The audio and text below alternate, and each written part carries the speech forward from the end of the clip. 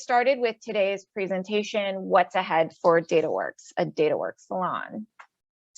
The goals of today's webinar are to provide an overview of the FASEB DataWorks initiative for those of you who have not joined us before, and also highlight forthcoming DataWorks opportunities. Taking a step back, if you are new to FASEB, or the Federation of American Societies for Experimental Biology, we are a coalition of 30 professional societies representing a range of biological disciplines, and we represent over 130,000 individual scientists. What do we do? Our official mission is we advance health and well-being by promoting research and education in biological and biomedical sciences through collaborative advocacy and service to our societies and their members. And this is accomplished through activities that include our policy research and development, advocacy and our role as a government liaison, our role in building coalitions and participating in coalitions, and our communication and outreach strategies. So you might be thinking, okay, I know FASEB from various perspectives. What's FASEB's role in data management and sharing? And a little bit of a history lesson for those of you new to FASEB.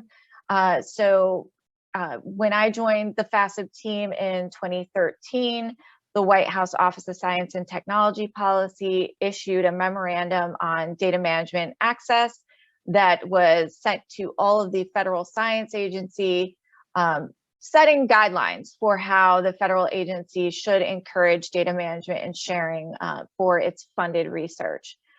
This was something that we definitely kept tabs on. We wanted to follow to see how the different agencies would implement this. And since it was a new directive, it took a little while for some of the agencies to take this up. We started seeing agency strategies in 2015, and this was great, but there was one agency in particular that we were waiting for, the National Institutes of Health, which supports many of FASEB's researchers. We were waiting to see what their plan was going to be.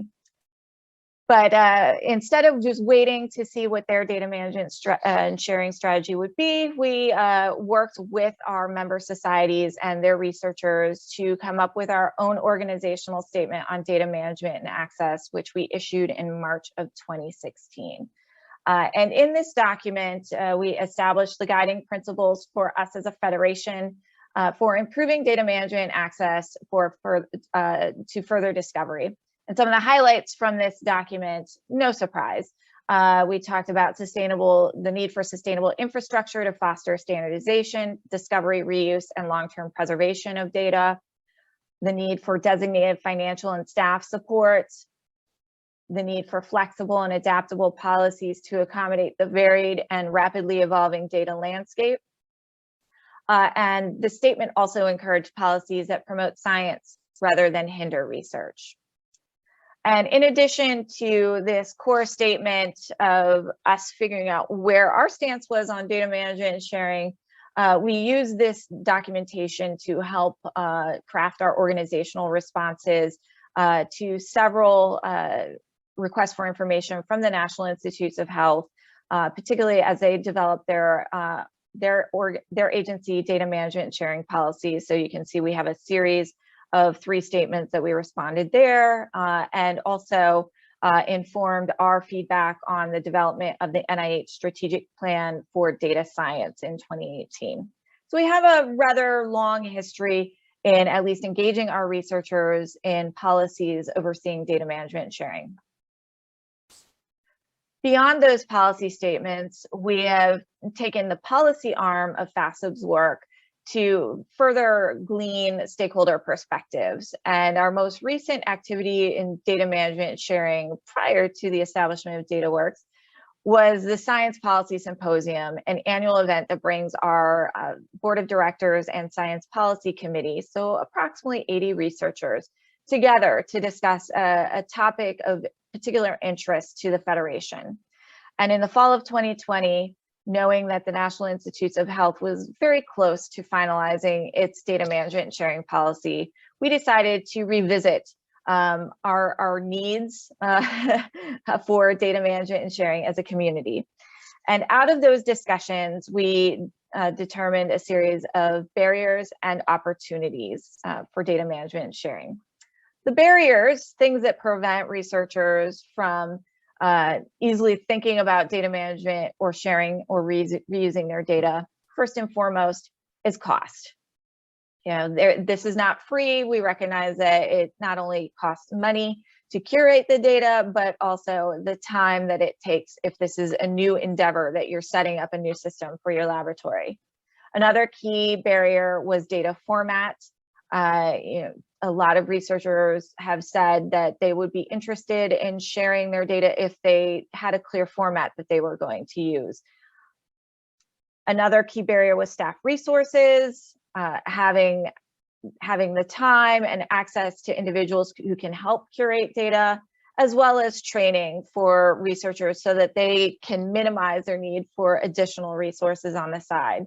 Some smaller barriers that were identified were IT and software infrastructure and data storage. But on the opportunity side, we were pleased to see that everyone was thinking very optimistically. You know, what would it take to get researchers to engage in data management, sharing, and reuse? And the number one response was acknowledgement, getting credit that not only you were curating your data so that it was ready and available for additional researchers to use, but also acknowledging when you reuse that data set. The second opportunity was if there was financial support, this would be a lot easier for researchers to engage in. Same with infrastructure. Give me the tools and I will adapt and I will make this happen because we put a lot of effort into our research and we would love those data to be reused. Another key factor would be ease of use. Don't overcomplicate things.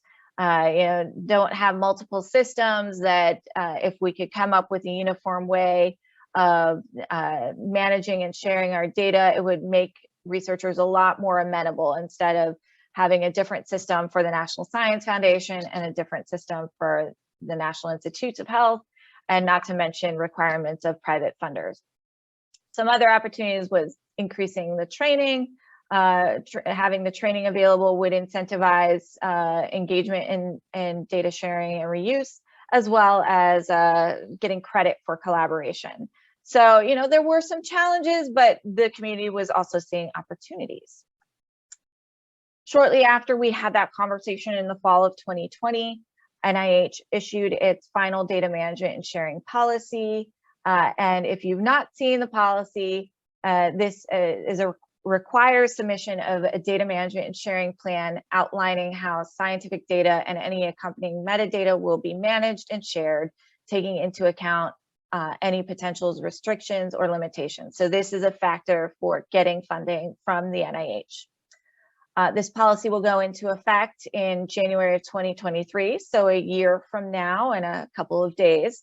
And you know, we felt very prepared for this policy. I know NIH had a lot of stakeholder engagement to ensure that this policy could be flexible to meet the needs of researchers without having it seem too top down.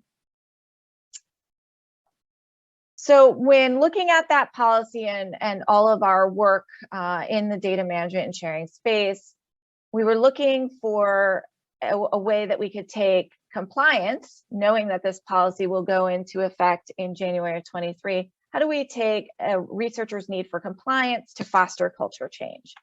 And that's where Dataworks enters the scene. So FASEB DataWorks is a new initiative that brings the biological and biomedical research communities together to advance human health through data sharing and reuse. I find that it's easier to describe what Dataworks is by saying what it is not. And Dataworks is not a data repository. There are plenty of great repositories in the United States and internationally. So we are not building a data repository. It is not a duplication of existing efforts. We recognize that other groups have been really involved in data management and sharing and a lot of creative ideas well before FASEB. arrived and wanted to make this a priority. So we want to bring those ideas together and help communicate them to the field so that you aren't having disparate activities. And then finally, Dataworks is not a directive on open access. I know a lot of times people hear data management and sharing and they're thinking about the publication side of research. We're actually well in advance of the publication side, and it's thinking about the data as you're producing it in your research and how you might reuse data for downstream research. So the components of Dataworks, it is broken into 4 program areas supported by core staff, some of whom you can see on in the webinar windows. And this is in partnership with FASEB's member societies as well as external organizations. Dataworks is supported by a $1.5 million initial investment by the FASEB board. And so the 4 components are the Dataworks Salon, which you are participating in one right now, the Dataworks Prize, Dataworks Community, and Dataworks Help Desk. So I was just going to walk through the different components, and I will trade with my colleague, Emily Ruff, on one component, but so that you can get a feel of the different program areas of Dataworks. So we'll start with Dataworks Salon because this is one of the activities where we've already had a lot of energy devoted. I've described it for those of you who've done puzzles over COVID. When you start a puzzle, you start with the edges and you work in towards the harder parts of the puzzle. So the Dataworks Salons are conversation spaces for the research community to exchange ideas and define effective practices for data sharing and reuse. And we launched the Salon series shortly after the official launch of Dataworks in September. And our first Salon was in October of last year, where we worked with an organization called OpenScapes to learn about tools and strategies to help foster the data sharing mindset within your research team. How do you make your data better for your future selves was the way that they framed it. And it was really great to think about data management and sharing, not from the compliance factor, but how do I make my research team more effective? In November, we followed with a series of 3 sessions where we examined what data should be in my data management plan. This is where we worked with researchers like you to hear about the type of data you're generating in your research, tried to find commonalities in the data types that you are collecting and areas where you feel comfortable, like, hey, I can put this in a data management plan, no problem, or those data types for which you felt that there were additional guidance was needed to be effective in putting that into a data management plan. This is helping us communicate back to funding agencies, hey, researchers are thinking about this, but they have questions about this. And so that was the goal of that salon, was to have a better understanding of what you feel comfortable with for your data management plan and areas where you might need additional help. And our final salon of last year was slightly different, where we announced the FASEB Data Management Plan Challenge. And this actually came out of some of these stakeholder conversations that we had in planning the project, where one of the levers that had been used in the past to get researcher buy-in into a policy change was having a contest. So the goals of this salon were to make the community aware of existing initiatives for data management plan development, and also launch this data management plan challenge. So I will go slightly away from the salons to talk a little bit about the Dataworks Data Management Plan Challenge. The goal of this is to recognize data management excellence and learn about exemplars for data management plans in specific data types. Basically, the goal of this is there is a template for the NIH policy that has been developed by University of California's DMP tool. If researchers use that template to develop a data management plan, they can enter it in the DMP challenge, and they have the opportunity to win a prize. How do you win the prize? Well, the DMPs that are submitted are being reviewed by a panel of expert data librarians. There's a great rubric to assess the different sections of the DMP, and the judges will be using that rubric to review and score the DMPs that are submitted.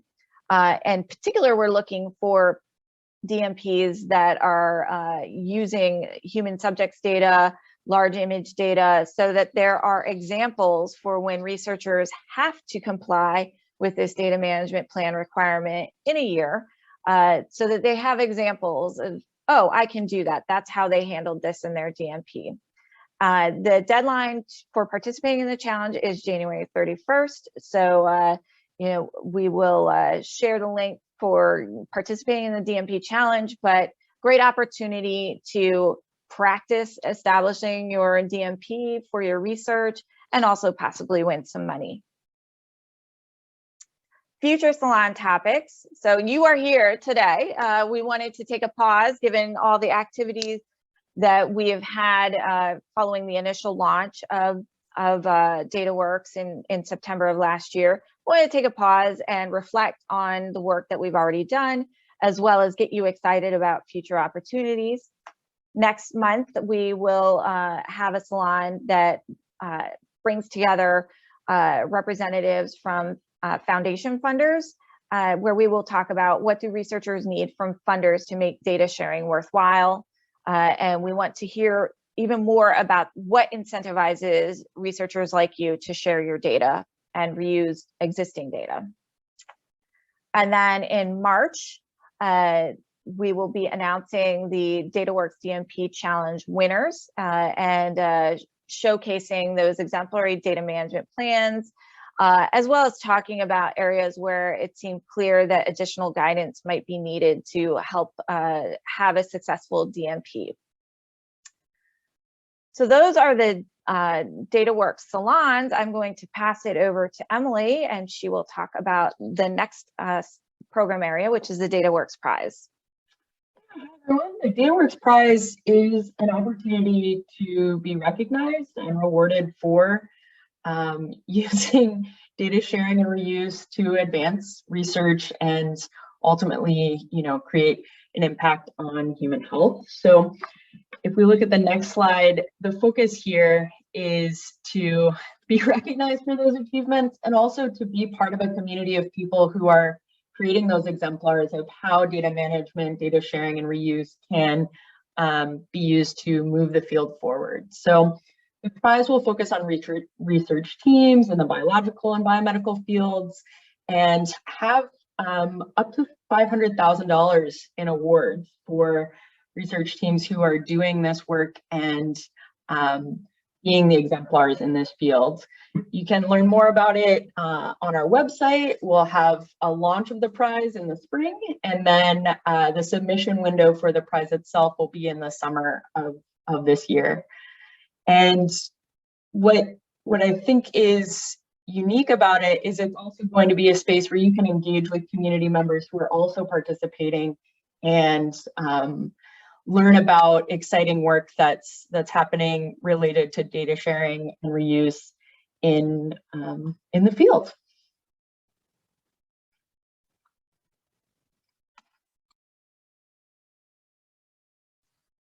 Sorry, I lost my unmute. I was trying to be polite and not have background noise. Thank you, Emily, for talking about the prize. We're really excited about the Dataworks Prize, and we're talking to partners who are equally excited about this opportunity to get people excited about data management, sharing, and reuse. The next program area is the Dataworks Community, and the Dataworks Community enables biological and biomedical researchers and teams to hone skills and mentor their peers in data management and sharing. And so this is going back to what would incentivize researchers. It's that skills building. How do we develop the skills in ourselves and our research teams to foster this activity that we're trying to create? And we anticipate launching activities in the Dataworks community in the fall of this year. We're working on curriculum to help figure out the areas where there's specific need or gaps in existing training. So look for that later this year. And the fourth program area is probably the biggest piece that researchers probably want to say, I want that now.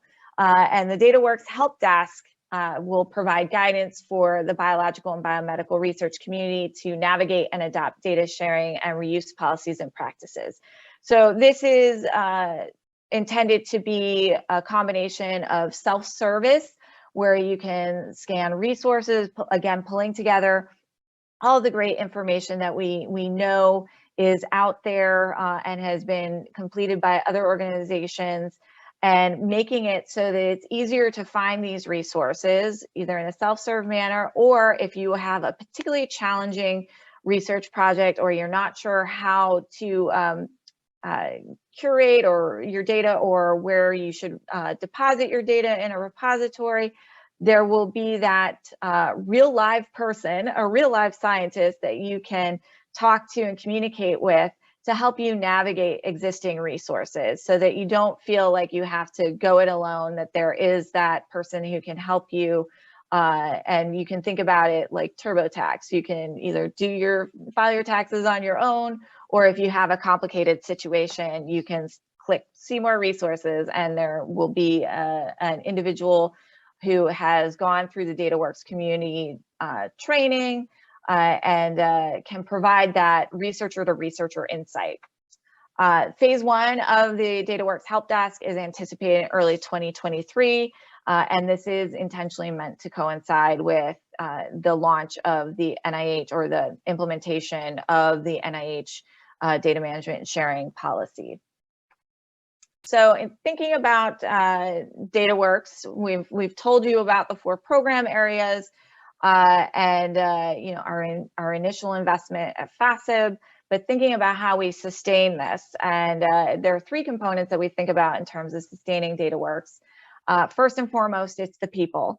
And it's not just the people that you can see on this webinar, the designated initiative staff, but there's also the Dataworks fellows, the individuals that will get the training through the Dataworks community programs and then help with the help desk, but also researchers like you. We need to know what are your pain points in data management and sharing to make sure that the Dataworks initiative is meeting your needs. Second are the partnerships. So you saw some of our prior data salons, as well as what we have on tap for the future. There are partnerships for Dataworks Salon topics and the discussants. We want to bring in as many individuals to the conversation as possible. Partnering with organizations that have been working in this space to train researchers in data curation and other techniques that will be relevant to help foster data management and sharing skills in the next generation of researchers, and also potential users. So again, we want to make sure that anything we create through Dataworks will be used by individual researchers or adopted by institutions. So what should we be doing to make sure that this is a resource that is of best use for you? And then finally, no talk in science would be incomplete without a discussion of funds. Obviously, when Emily was talking about the Dataworks Prize, there is money involved in that, both for the prize itself and the management of that award. We're also working on getting support for the help desk platform so that it is the most nimble resource and easy to use as possible.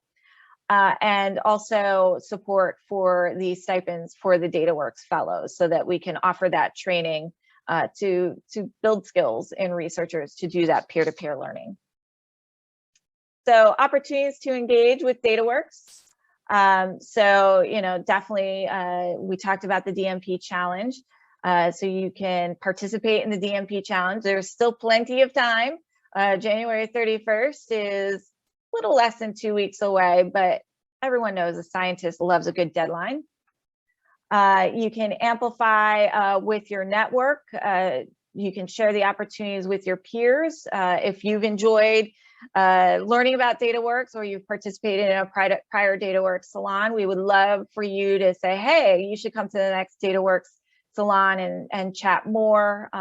In addition to the salon, you saw some of the other activities that are coming down the road. You can also engage with us on Twitter, where we plan to have a lot more content about data management and sharing and our efforts through Dataworks. We already mentioned, but just in case you missed the dates, you can join the future salons on February 10th and March 17th. And I just want to take the opportunity to thank the team that backs Dataworks. You can see it's a pretty long list of full-time employees as well as a whole host of consultants that make this work. I want to give a special shout out, of course, to Emily, who is our community manager for Dataworks. And also you can see Meg Buzzy and Lori Hack, who are consultants on the project and have been with us from the beginning when we were talking about, we want to do something on data management and sharing, and have helped us navigate this space to come up with this great idea that is Dataworks. Send those ideas. We are doing this for the research community.